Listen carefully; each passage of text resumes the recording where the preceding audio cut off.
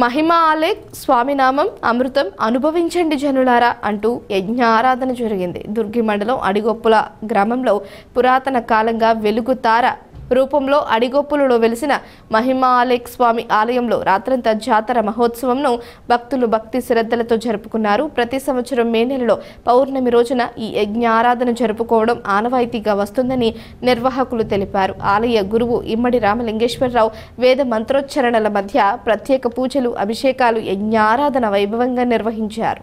ఈ ఆలయ ప్రత్యేకత ఏంటంటే కోరిన కోర్కెలు తీర్చుకున్నట్టుకు భక్తులు కొబ్బరికాయ తీసుకుని వచ్చి మహిమాలేక్ స్వామి ఆలయంలో కొట్టి తమ కోర్కెలు తీర్చాలని కోరుకుంటే ఆ స్వామి కరుణించి వారికి కరుణాకటాక్షంతో పాడి పంటలు సమృద్ధిగా కలుగజేస్తాడని నమ్మకం ఉంది.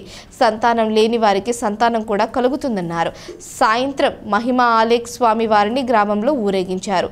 భక్తులు స్వామివారిని దర్శించుకుని తమ మొక్కుబడులను చెల్లించుకుని తీర్థ ప్రసాదాలను స్వీకరించారు.